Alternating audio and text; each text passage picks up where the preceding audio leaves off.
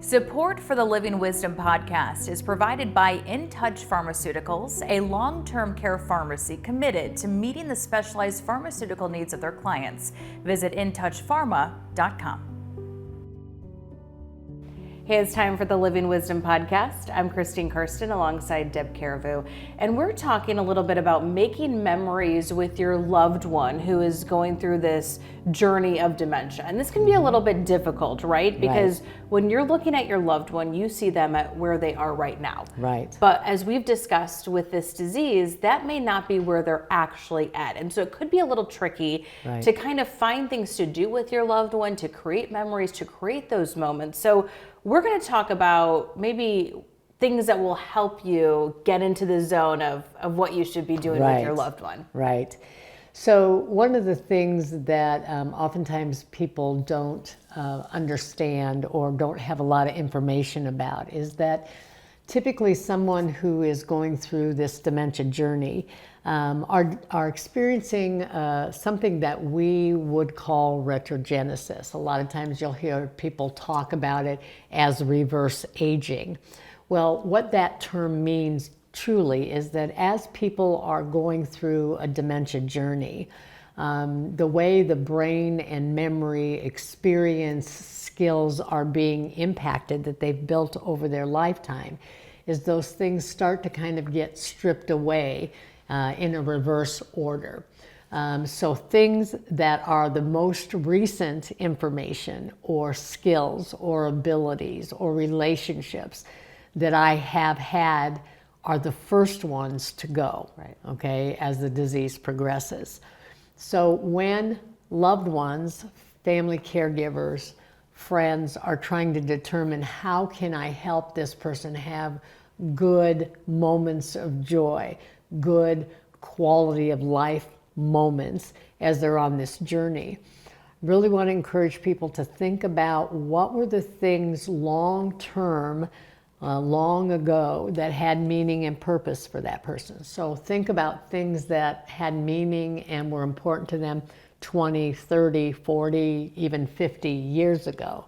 Because based on how retrogenesis happens, those are the things that I'm going to still relate to. Those are the things that I'm going to be able to remember and connect to. So when you're talking about music, and enjoying music. Let's talk about music that we heard in the 40s or 50s, depending on your loved one's age. Things that we used to do together when we were younger, when we first met. Those are the things that are going to be purposeful and meaningful. The other thing I want to encourage people to do is to don't overthink what engagement looks like, okay? Sometimes we want things to be, the way they used to be, and try to connect people to hobbies that they've had their whole, current existence.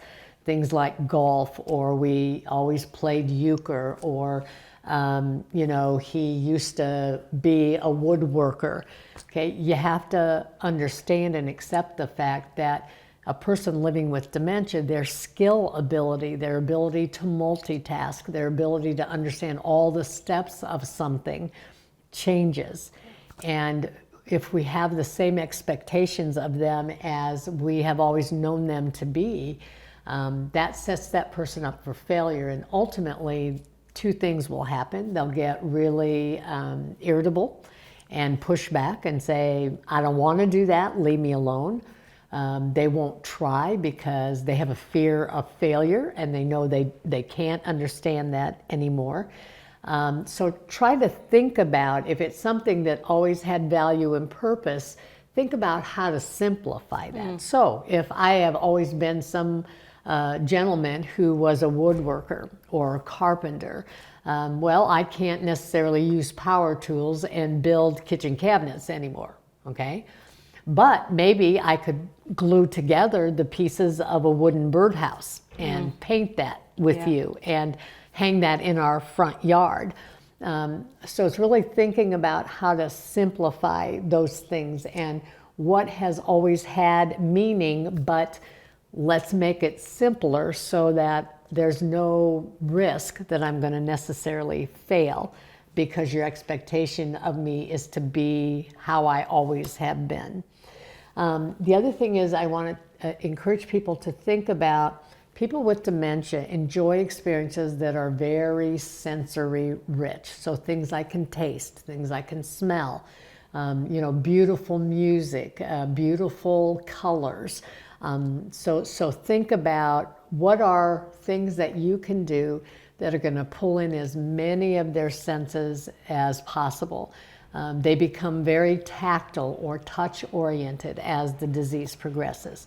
So doing something like, if there's always been value and meaning with you and your spouse, that you love to dance together, then let's create an environment where you've got your favorite music that you always danced to when you were young, and set up, move some furniture out of the way and set up a little dance party in your living room and enjoy that.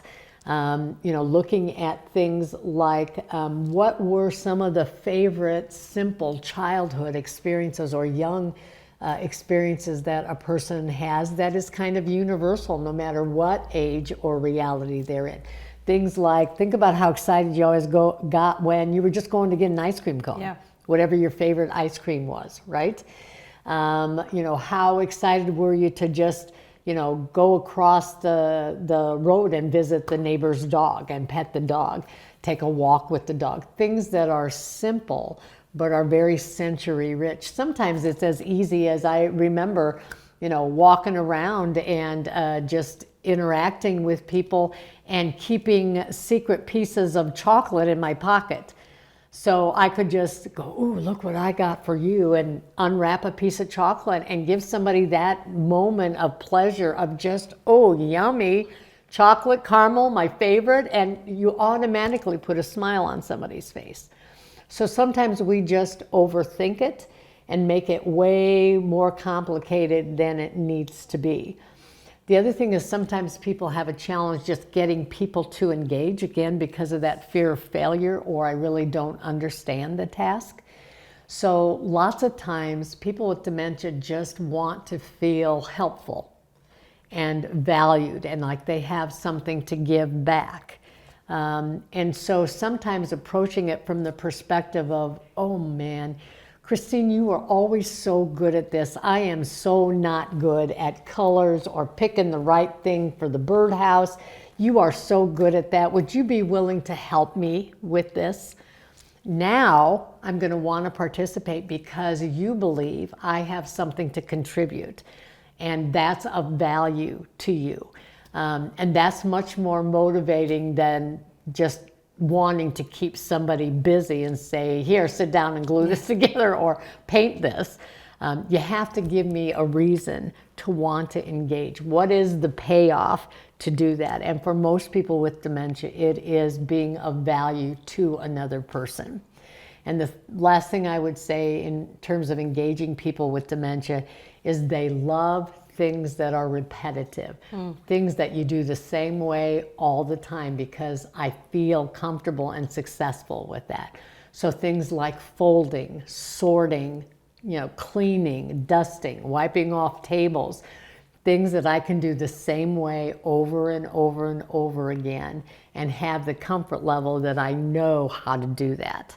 And that then becomes something that's a confidence builder for me that I can give back to you in some way. So if you're like me, sweating because you're having to come up with ideas, you guys have 101 ideas waiting for you right now. Truly. So we have, an electronic document that I would be willing to share with anybody who reaches out to us who just has 101 things, very simple things like keep a chocolate in your pocket, that we can, share with people to just give you ideas. And sometimes just having an idea in front of you will spark another idea, and so on and so on.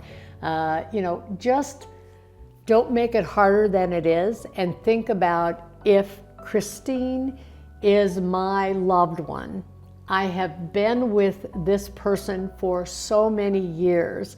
I know them inside and out. Think to yourself, What puts Christine in her happy place? What put Christine in her happy place years ago? And go those places. Support for the Living Wisdom podcast is provided by In Touch Pharmaceuticals, a long-term care pharmacy committed to meeting the specialized pharmaceutical needs of their clients. Visit intouchpharma.com.